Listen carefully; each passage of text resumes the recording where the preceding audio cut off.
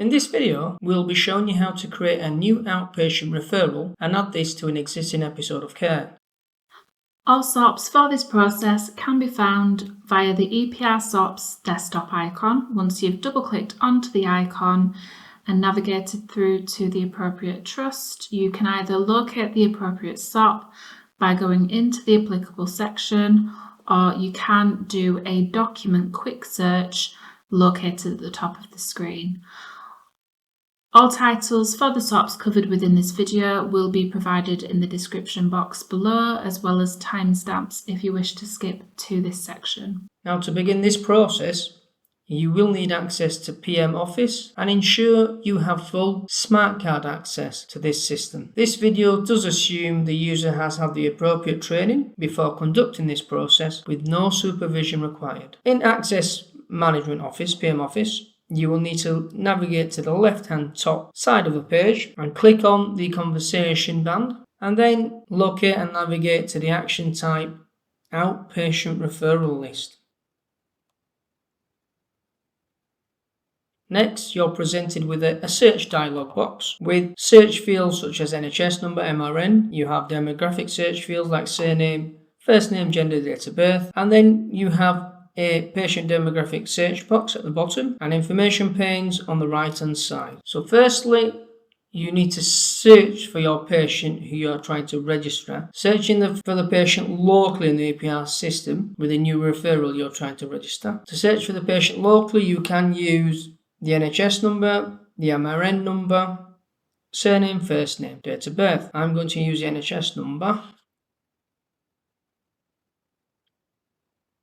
So I spot my patient on the right hand side. So in the first instance, if you can't find the patient, try different variations. All the other details you're presented with from the referral. If an NHS number is present, but no MRN number, this would indicate that the patient is registered in EPR, but at another trust who also use Cerner EPR. So next, we must ensure we undertake a full patient demographic search, PDS search, in order to synchronize the patient's local record with what the spine holds. So what we need to do is activate this PDS search option box, which is presently grayed out. And if you look at the prompt at the top, some fields cannot be used to search the PDS.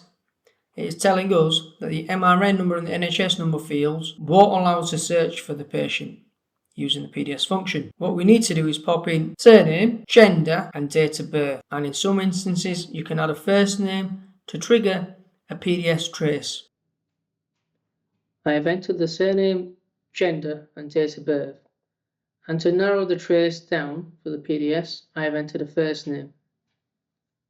Please note, you will not be able to perform a PDS search unless you use a smart card. Failure to use a smart card will result in the locked demographic records, which will subsequently prevent a PDS spine update, patient appointment letters being generated and sent to the patients, the display of patient demographic details on clinical documentation. Next, click on the PDS button to trigger a summary care record trace. If presented with an organisation box, you are not required to implement a client name at all, but simply a facility name location where the patient will have their treatment. In this case, it will be BRI, Bradford Royal Infirmary. Press OK.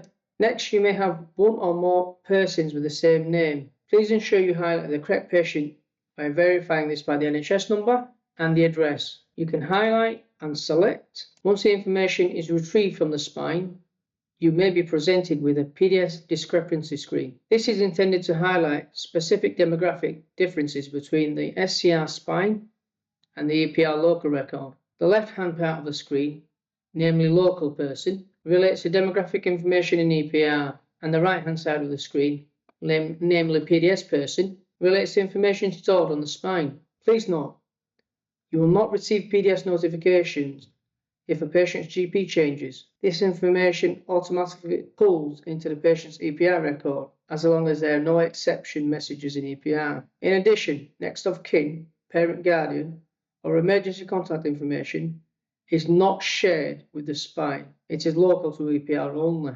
At this point, there are a number of different options available on how and what information can be pulled into EPR from the spine. Firstly, retain all local data values where no information presented on the document relating to SCR spine will be pulled into the local record. Secondly, retain all PDS data values. All the information presented in the document will be pulled into the EPR record and will override the current local information held. And thirdly, select information using the radio buttons. This action can be used for both local and PDS, allowing a combination of both by checking the information carefully and looking at the affected dates. So for example, if I look at the affected dates for the local person, I've got July 26, 2024, which is most up-to-date record. So I think on this scenario, I'm not going to pull through from retain all PDS values, but simply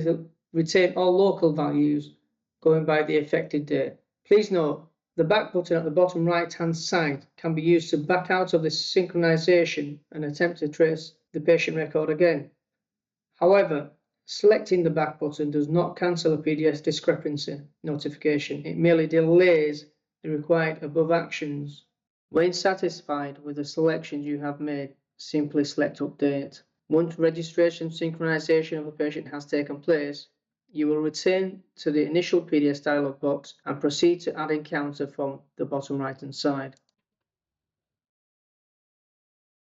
Again, next, a select episode screen will be presented. Here you need to carefully select the correct existing episode of care pathway that the internal referral requires attaching to. This is because the episode of care will continue for the same condition on this patient's pathway. Given example is somebody who's referred to gastroenterology and has been diagnosed with IBD and needs to be referred to hepatology for a liver function test. The further investigation and testing will determine overall a full diagnosis for the patient and cover their treatment and put them on the correct treatment plan. So I'm going to select this one, the gastro, and then press OK. Next, a referral window. All yellow fields are mandatory with red asterisks that need to be filled in. So you've got source of referral. If you drop that down to consultant non-ED referral, and the referring clinician is Dr. Beckett.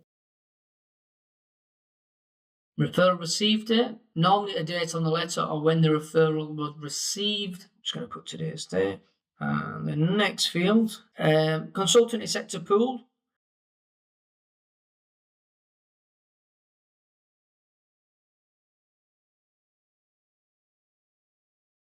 I'm going to put no, so I don't want the next available. I'm going to refer it to an hepatology consultant and search for this person. So if I type in the surname of the clinician,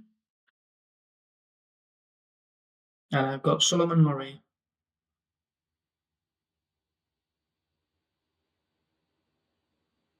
RTT is 20, which is ongoing and a request for a diagnostic and further assessment. Treatment function is hepatology, which will auto-populate in the treatment function drop-down when the lead clinician is selected. And then priority type, we're going to drop that down to routine. When populating the mandatory fields boxes, staff should always adhere to trust policies when completing some of the mandatory fields. So scrolling down, that is all the mandatory fields. Once all the mandatory fields are correctly populated, click on the OK button at the bottom right and you will be presented with an assigned FIN number and visit ID. Thank you for watching this video. If you have any questions relating to any of the processes covered within this video, you can contact any member of the team on the email addresses provided. Alternatively, you can email epr.dqtraining@bthft.nhs.uk. This email account is monitored by the entire EPR training team and it is monitored daily.